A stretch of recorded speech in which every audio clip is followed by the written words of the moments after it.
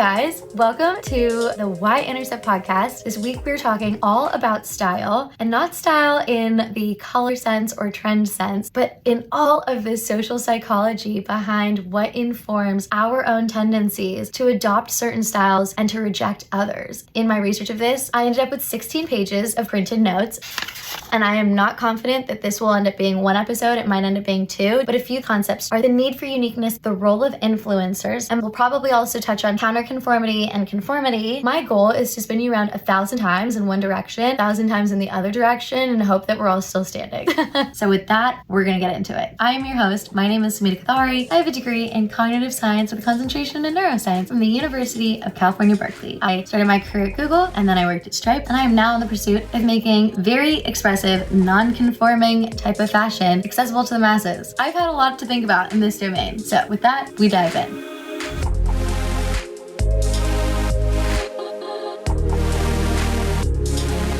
You may be asking, why are you hellbent on understanding the psychology behind style? Let me tell you a really quick story. When I started working with this lady named Alexia DiMichele, who is a brilliant brand strategist, I was given a questionnaire to fill out around my brand and specifically my target audience. And I looked at all those questions which said, do you think that your target person is more likely to drink red wine or vodka, or go to a farmer's market, or go to a boozy brunch, or read a book, or go to a movie? And I thought, all of them, all of the above. My target person would probably do all of it. Why? Because everyone's my target person. And if you're laughing, yeah, I know. I was naive. That's okay. It happens. I really did think everyone likes my clothes. I mean, why wouldn't they? My clothes are really cool. And they are. They are. No, for real. They are. But the thing is, not everyone would wear my clothes. And I really did not know this. Like, I truly thought there was a glitch in the simulation. The internet was down. There was some crazy reason why everything wasn't flying off the shelves. And it's not because I'm even particularly full of hubris, but it's because the people that would engage with my stuff were across a really broad range. I mean, not even just across women, but there were and are so many men that engage with what I make. Men that are young, men that are old, women that are young, women that are old, women in different careers, be it blue collar, white collar, men of the same. And I just thought, oh, well, see, there you go. But no, the through line has to do with style and self-expression. You see, as a really small caveat, the clothes that I make, being all upcycled, are pretty unique. I mean, they're made from absolutely random materials. I have a pair of pants that I made out of a laundry hamper. I have a shirt that has a strap that's made out of a real leaf that I found. And the style of the clothes are very unique. My guiding metric of success was that the final product could not be something that I could find on a rack. So when I say they're different, I really can't believe that I didn't realize it wouldn't appeal to everyone. There's a subset of people who find it fascinating because they love inventiveness, but there's an even smaller subset of people who would actually wear it. And in all of this, it never once occurred to me why I wanted something different. Why did I have such a high need for uniqueness that if I was gonna wear something outside of the house that wasn't my standard uniform of like a white tank and Lululemons, it had to be super distinct. When I started exploring all of this, I had all these questions, and that's why we have this episode. So what does it mean to want to look the same as other people? What does it mean to want to look different? Why do some of us want that? Why do some of us not?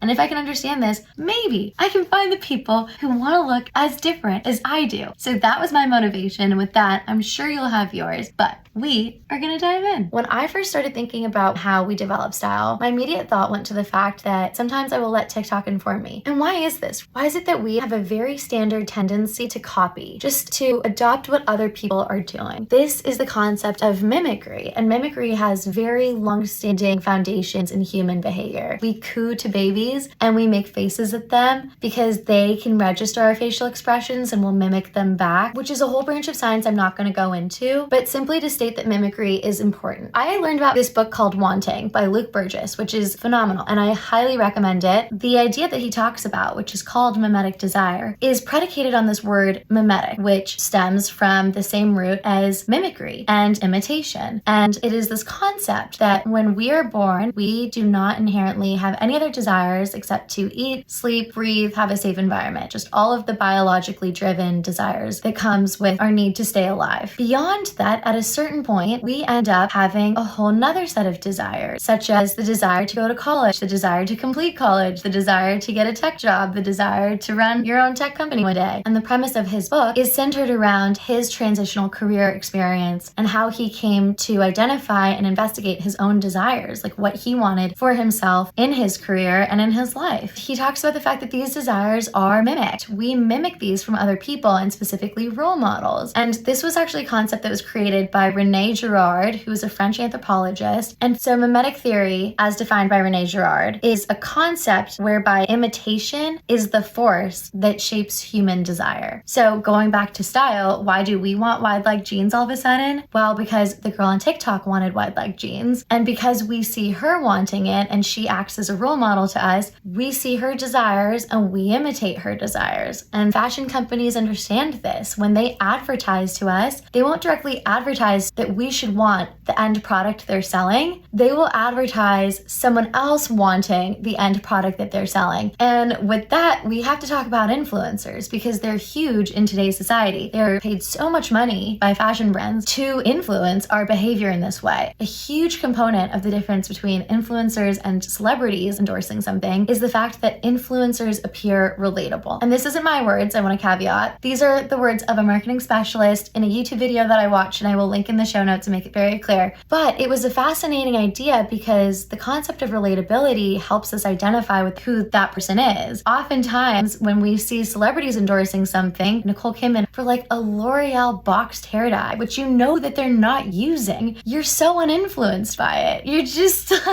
confused. And the word for this, by the way, is called contextual dissonance. We already talked about cognitive dissonance in the first episode, but I just for like a second want to talk about contextual dissonance because it's something that crops up time and time again with regards to fashion and style and what we wear. As a really small example of contextual dissonance, the idea that a pair of pajama pants can feel really appropriate when you wear them in bed because that's a certain context in which we expect them, but they can feel really inappropriate when you wear them out on the street is that idea of why context matters for the things that we wear. Now, if you are someone with a high need for uniqueness, it actually might feel less contextually dissonant to wear pajamas out on the street. So like there's so many different levers and functions here that influence what we wear and why we wear it. But that was a quick aside on contextual dissonance. And coming back to this idea of influencers, because they have this relatability quotient, we feel like when they tell us they used a box hair dye, well, we should use it too because they're just like us. And so it doesn't feel as psychologically skeevy when they sell us things because we genuinely feel like they are endorsers of the thing that they're selling. Having said that, I came across this really fascinating exploration of the idea that the thing that is endorsed by influencers still remains on a spectrum of things that can be totally acceptable to totally wacky. And the way in which I learned about this was through a YouTube video by a gentleman named Drew Joyner. He specifically unpacked this spectrum with 3 different personalities who hopefully everyone has heard of: Emma Chamberlain, Kanye, and Rick Owens. And he explains them as such. If we take the most acceptable, palatable type of influencer, he puts Emma Chamberlain in that category. He uses different words for these things, but he essentially says, look, she promotes things that are on trend. Some people would consider her to be fashionable. Other people would not consider her to be fashionable because they consider fashion to be someone who's individualistically expressive, not someone who follows trend.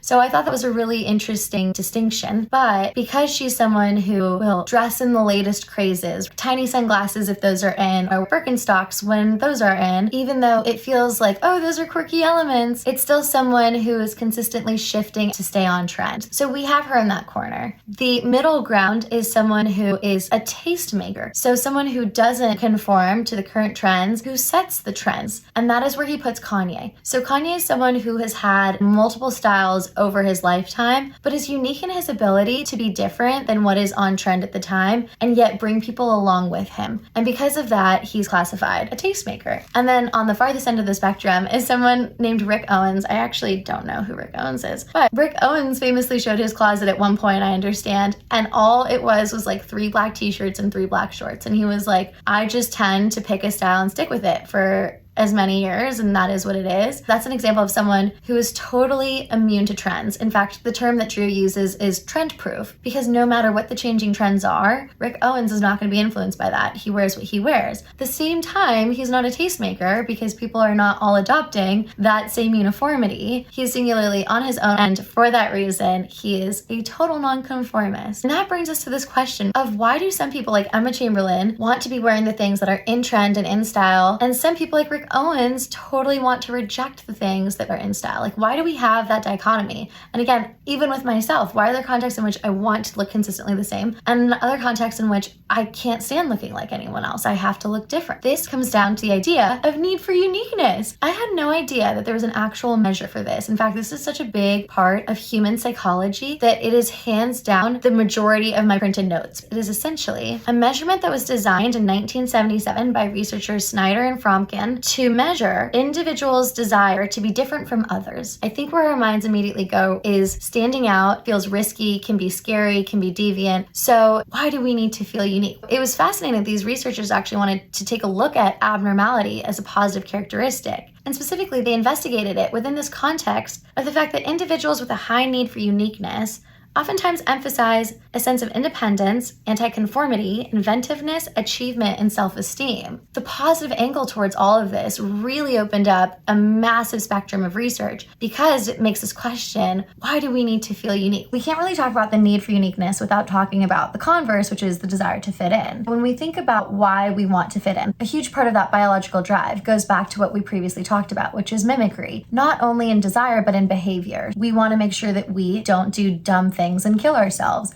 So if we don't know whether to touch the stove, we see that our sister just got burned, we're not going to do that. By doing what the group does, we can quite literally keep ourselves alive. So we learn to mimic. We've evolved for that to be a very comfortable fallback in the absence of having any other information, because collective knowledge and collective reasoning will get us to a much better place than we could get to on our own. And this was discussed by a professor at Wharton named Jonah Berger. I actually reference a lot of his knowledge for what we're about to cover. So I highly recommend that you guys go read his book, Invisible Influence, because it held so many of the answers to all the questions that I asked. He had a really great way of framing this, which is that influence of other people on us is not always a bad thing. He says if we had to sample everything ourselves, it would be exhausting. And that makes sense. So we conform not just for the simple reason of having these really great heuristics and shortcuts to get through our day, but also as a way to fit in. The reason we would want to fit in is so that we're accepted by our in-group, specifically that we want to identify with my family and the people who I go to university with or the people that I work with. For that reason, we adopt conforming behaviors so that we will be accepted. That's because when we do the same things that other people do, it makes them feel comfortable. So learning the language of the land builds affiliation. I see myself in you, you see yourself in me. Now we're on the same team. And not to go the pun intended route, but this is why fans wear the jerseys of their team, because they want to encourage trust amongst each other. We have the same affiliation. We can be friends. So conformity is a really powerful thing, and it can get you a lot of places. It can get you into high-powered jobs. It can get you into relationships. There's something really fascinating about this with regards to the beauty bias. The beauty bias is this idea that we regard people who are, quote, beautiful as being more trustworthy, kind, generous, all of these characteristics that come with being a good person. The ways in which this has been studied, the implications it's had on the jobs that people get or the universities that they get into has been really profound. And what I think is so fascinating about this is when studied, researchers have found what we perceive to be beautiful, at least in facial structure, is averageness. Averageness, the averageness of features. They basically overlaid, I think, like 20 or 30 different faces on top of each other to create this very average looking face. And then they had people look through all these different faces and pick out which ones they found to be the most attractive. And that average looking face is the one that was conceived as most beautiful. In the explanation that the researchers provided, it's because we see familiarity in that average face. We see our parents, our past partners, and because of that, we see virtue, goodness, good intention. When it comes to conformity, it makes so much sense. Things that feel similar, feel comfortable, and feel relatable, and we trust that, and we accept it a lot more easily. Okay, so now why the hell would anyone have a need for uniqueness? The need to be accepted is really important up until a point. At a certain point, it no longer is beneficial to be the same as everyone else. This point is called optimal distinctiveness. This is the idea that was put out by Jonah Berger. Optimal distinctiveness is the level to which being distinct actually benefits you. So a really good example of this, which is one of the ones that I read, is in a workplace environment. When you first join a new job, you want to be complicit with what's being asked of you because you want people to feel comfortable with you and your identity. By not deviating from the norm, you're not becoming someone that the group needs to become aware of and then police. They see familiarity and they can trust you and all the things that come with it. But then at a certain point, point, in order to stand out and get a promotion, you actually have to show that you're distinct. To be superior, you have to be different, and you have to indicate this. The ability to indicate our uniqueness, our differentiating factors, is something that becomes hugely important. This is something that's been studied greatly when it comes to mating. For the same reason, you want to be accepted, you want to be in an in-group, but at a certain point, in order to stand out and to be selected as a partner, we have to stand out from the crowd. So whether that's through personal achievement, through our looks, or through character, or any other type of ability, it is this really important facet of our own self-actualization and discovery to be distinct. Something that I think is really fascinating is that it's not just beneficial for humans. If we think about the need for uniqueness in the context of business, we talk about this all the time. What makes your business competitive? Because we understand that if you're offering the same thing as every other business, there's no reason for people to buy what you're selling. Having said that, you don't want to be unique in just any way, because if you go too far in a certain direction, you can be considered a deviant. So the ability for us to go to a certain level but not too far is something called Deviance Regulation Theory. And the reason that I'm giving you guys all these names is really truly so you can go look it up, because every single one of these concepts has hundreds, if not thousands, of articles of research on them. And they're so fascinating in all concepts of life, not just style and fashion. I really want to encourage you to go explore it. I'm going to explain it directly as defined. It's a divergence from normative action based off of the pursuit of identity. The word identity is so important to this idea of regulation, because if we just go way too balls to the wall in one direction, all of a sudden we might be signaling virtues that we don't align with. And so for that reason, we need to have some modicum of control over what we're trying to put out there. Now, here's the thing about Deviance Regulation Theory. We determine where that line is, and we shift what the optimal distinctiveness is, going back to the other concept, based off of who we want to identify with. If you cross the threshold of what is optimally distinctive,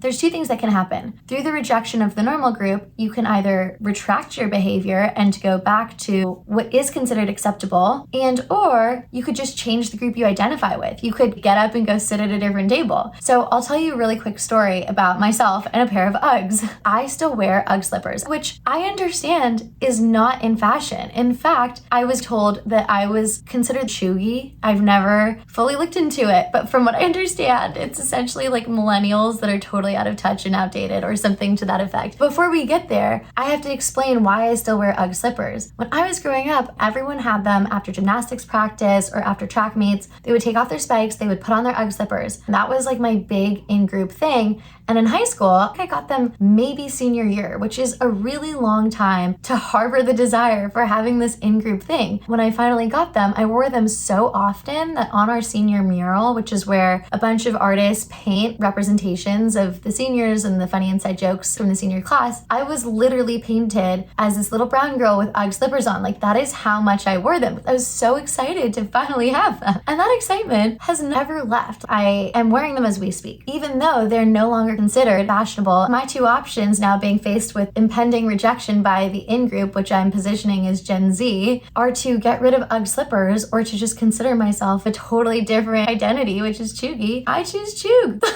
That's me. Who cares? I'm good with it. So that's a real small example of how we can amend who we become through optimal distinction with these shifting social identifications. So this happens all the time in fashion, right? Trends change, everything changes. And so your desire to either continue to move with the trend and or to stand out can change with it. Okay, so we've talked about so many different topics and we are going to keep going with them, but I'm going to pick them up in part 2 because this is becoming a lengthier episode. I want to summarize a handful of the things that we started with, because I really do think that we can use them in powerful ways. We started with mimicry, this idea that we desire things not based off of our own inherent biological desires, but because we model the desires of the people around us, teachers, models, parents, influencers, anyone that we feel we might relate to and that we hold in high esteem or high regard. We might want to do what they do. We might want to desire what they desire. Everything from the career we choose to the things that we wear. And advertisers know this. They use this. And this is the power of influencers. There's ones that we identify with that we feel are relatable. And even if they are not currently where we're at, they're aspirational. They're our aspirational identity. So we want to do what they're doing. But at a certain point and or in certain contexts, some of us want to be different. We want to be unique because it gives us a competitive advantage. It allows us to distinguish ourselves in a way in which we can build self-worth. We can indicate that we're not the same as everyone else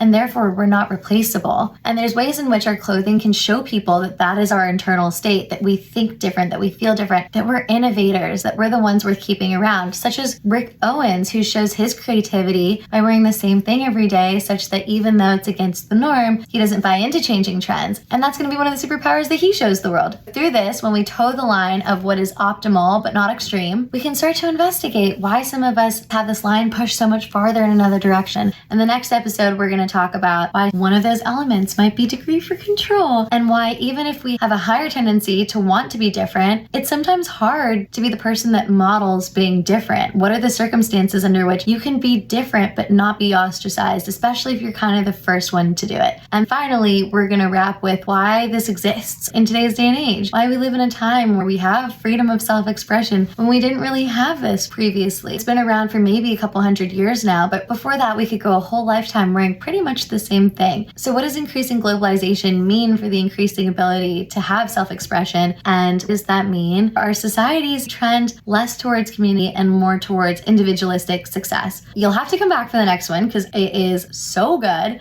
And so with that, if this had any measurable impact on your idea of style and what informs it, please let me know. I would love to hear from you. You can reach out to me on Instagram, either at by.zoom or at the Y-intercept. You can also reach out to me on my website, which is byzoom.com, and you can find me on TikTok and you can find me on YouTube, all variations of byzoom. I hope you enjoy the rest of your day expressing yourself in a truly enjoyable way. That was really Dr. Seuss. God damn it.